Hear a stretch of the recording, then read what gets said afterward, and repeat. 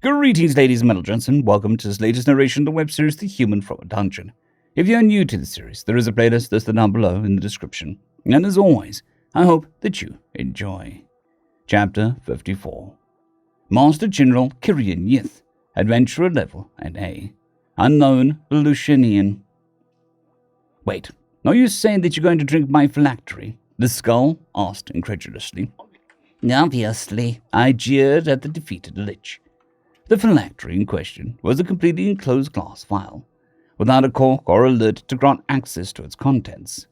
I would have to find a way to break the glass without spilling the precious blood within. Breaking it in such a way that the glass got into the blood would also be inconvenient. I spun the vial between my thumb and forefingers as I pondered the problem. "I'd rather you didn't," said the lich. "Your opinion as noted, as it is irrelevant. That's not just blood, vampire. It's blood that has been thrice cursed and forcefully imbued with dark magics that have been forgotten to time. There's no telling what will happen to you if you drink it. Best case scenario, you die and I'm stuck here as a skull until I find some way to regenerate." "You believe that's the best case scenario?" "Yes, I do. To give an example of many potential worst case scenarios, you could become a flesh-eating mutant, doomed to mindlessly wander these halls until an adventurer puts you out of your misery." "Why bother trying to talk me out of drinking this?" I asked. "It isn't as if it's your only phylactery. I can smell another one lurking around here somewhere." "Oh," the skull said, "so that's why you haven't killed me." "Yes. Now answer my question." "I care because I do not know what will happen.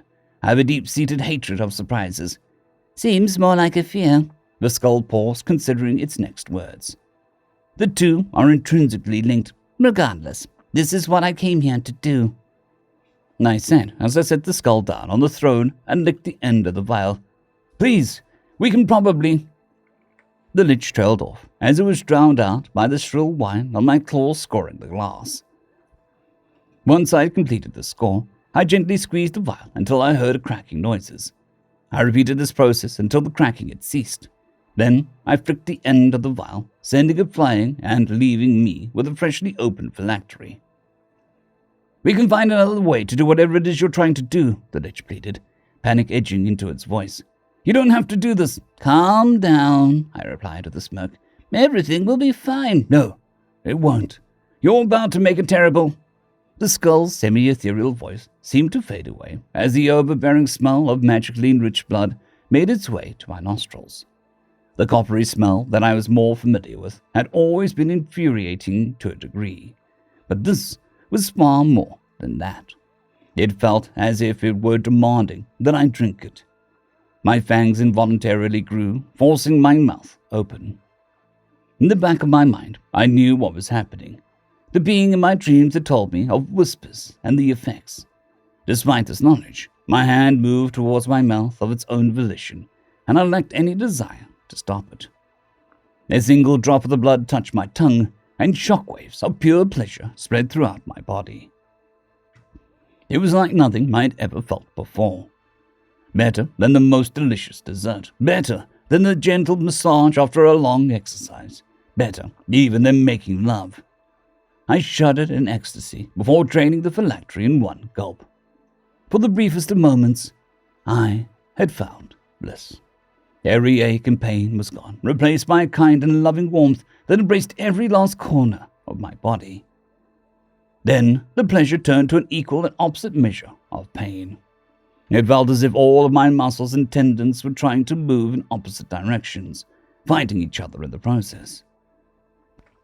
My bones began to creak as if they were breaking, and I heard a scream as I was forced into doubling over. I briefly became aware of the fact that the screaming was coming from my own mouth before I fell to the ground. My head smashed against the smooth tiles, and I was suddenly free from the pain, floating in a void that was rapidly becoming familiar. "Finally," the raspy voice said. "I was beginning to think that you had somehow missed what you needed to do." "What?" I ran out of breath and suddenly cursed myself for even trying at this point. "What happened?" "You drank the lich's phylactery, just as you were meant to. Now you will have power." "I remember pain. So much pain. Too much pain to survive. I am jealous. The ability to feel must be so wonderful and horrible. Interesting, to say the least. But why did it hurt so much? Power can only be gained through pain, either your own or someone else's. In this case, your pain was necessary. Your body is reconfiguring itself, which is exactly as pleasant as it sounds. What is it reconfiguring into? Is that a hint of vanity I hear in your voice? It laughed. Are you worried for your physical appearance? No need. You will retain your appearance, though your musculature will be mildly larger than it was before. The reconfiguration mostly impacts your internal organs, and fangs, of course. That doesn't answer my question. It's less fun if I have to give you the answers to everything. The being sighed. Oh, fine. I'll spoil the surprise. You are becoming a being this world has not seen since before the Cataclysm Wars. A master vampire. Its answer left me speechless. It is common knowledge that vampires become more powerful as time passes, growing in strength, speed, magical prowess, and even intelligence. However, this growth is as dramatic as it is mysterious and does not occur in brood or half-breeds. As such, I dismissed the knowledge as quickly as I had been forced to learn it.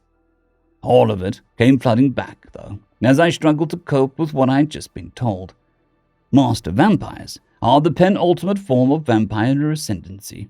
They are faster, stronger, and capable of much more devastating magical feats than any other vampire. Some vampires spend their entire unlives trying to discover how to become a master. Unfortunately, no vampire wants another vampire to become a master. Masters can use their powers of suggestion on lesser vampires, forcing their intentions upon them as if they were mere fledglings or brood. As a result, all of the research into how to become a master was as jealously guarded as it was fruitless. There's nothing more terrifying to a vampire than to have all their plans and schemes laid low by a master vampire who has need of them. Of course, these hypnotic powers have limits. I don't know specifically what those limits are, but there were at least 10 masters in the ages before the Cataclysm Wars. 4 of them fell to mortal enemies. 2 of them fell to other masters, and the rest fell to betrayal. This includes the founder of the Night Kingdom, who was usurped. A master vampire, I finally said, and what am I to do with this gift? Your only obligation to me is to do what comes natural to you. It'll take you some time to get used to your new body, though, and bear in mind that consuming blood is no longer optional. You need less of it than a standard vampire does. But you will perish if you do not feed. I don't suppose you can tell me where I can find blood? It is within my capabilities, yes. There is a town relatively nearby to the southeast of the entrance of the dungeon. There is a hidden tunnel that leads to an abandoned manor within the town. The locals believe this manor is haunted, and most avoid it if they can. Won't a drow stand out in a dwarven town? The town is racially mixed, but yes, a drow will stand out. That won't be a problem. Why not? I cannot say. I am already towing the line regarding what I can tell you. I understand. I'll find the hidden tunnel. Can you tell me more about my abilities? Not in detail. Suffice it to say that you're in for a surprise after your first meal. The entity began to laugh, and before I could ask it to clarify, my eyes snapped open. I took in a breath and noticed smells that I hadn't noticed before.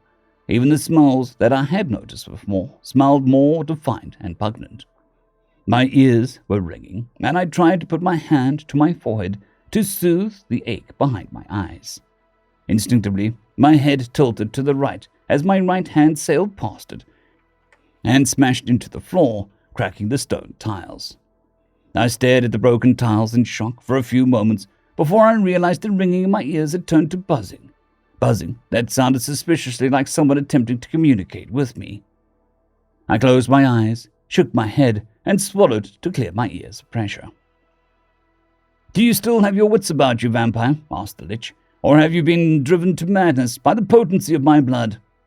"Do not worry for me, Lich. I am cognizant of my surroundings," I said with a grin that demonstrated my new fangs. "Gods, your fangs! What the hell's happened to you?" I licked my teeth, inadvertently shredding my tongue in the process. I quickly closed my mouth to hide the splendor. I pretended to clear my throat as I waited for my tongue to heal enough to reply. "For centuries, perhaps millennia, vampires have been wishing to do what I've just done.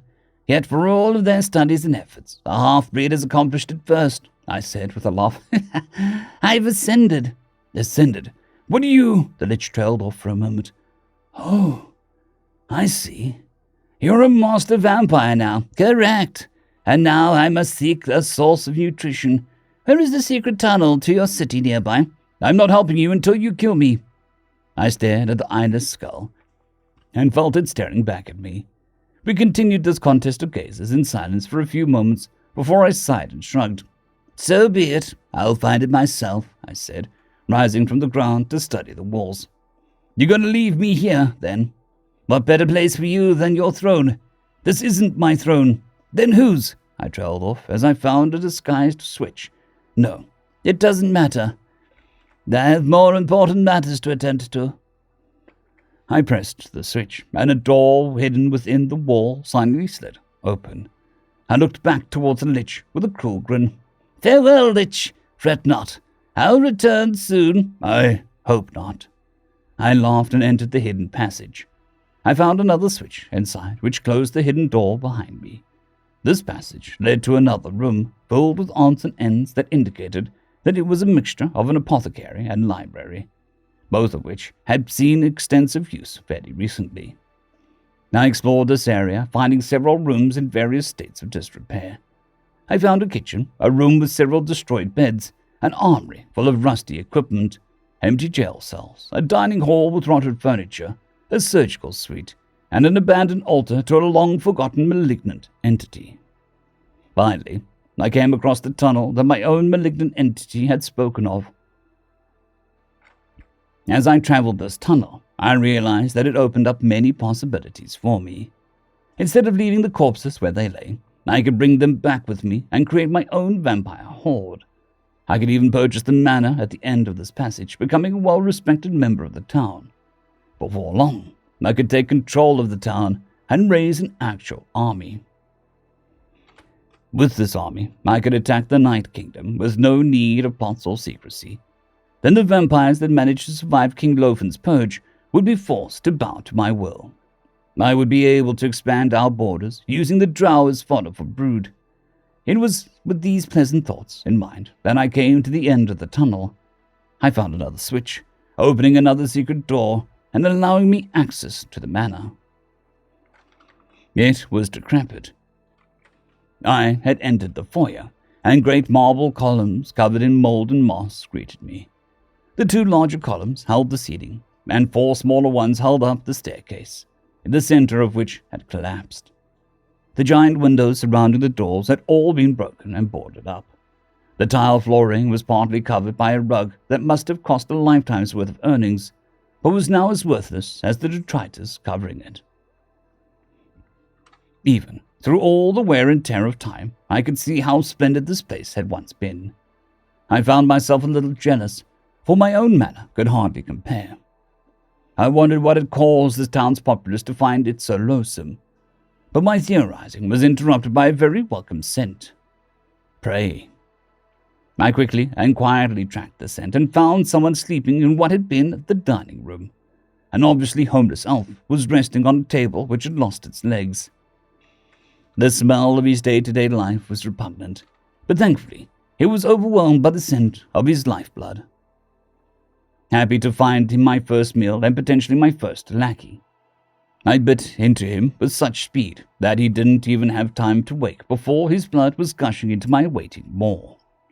I greedily gulped it down in record time, feeding the warmth flood through me. Even after his heart stopped, I drank until there was no blood remaining. I dropped the elf and instinctively felt the change occur within me. My current physical form, malleable. I can change, bend, morph into something else. Someone else even. I can grow taller or shorter, fatter or thinner, darker or lighter. While the process of changing is magical, the change itself is physical in nature and cannot be detected via magical means. Shapeshifting, a skill that many of the fair folk use to wreak mischief and mayhem amongst mortals. The knowledge of this ability and its endless possibilities swarmed my mind even as my newest victim looked up at me. His newly acquired fangs were on full show within the childish grin. I stood, and he moved into a kneeling position, still looking up at me with the same expression. "Are you ready to serve me?" I asked. "Yes, master." End of chapter. I would like to thank our T5 members and patrons, Casper Arnholtz, Jon Creighton, W.R.E, 050, Dragzoon W.R.E, and Elijah Silvercross. Thank you very much.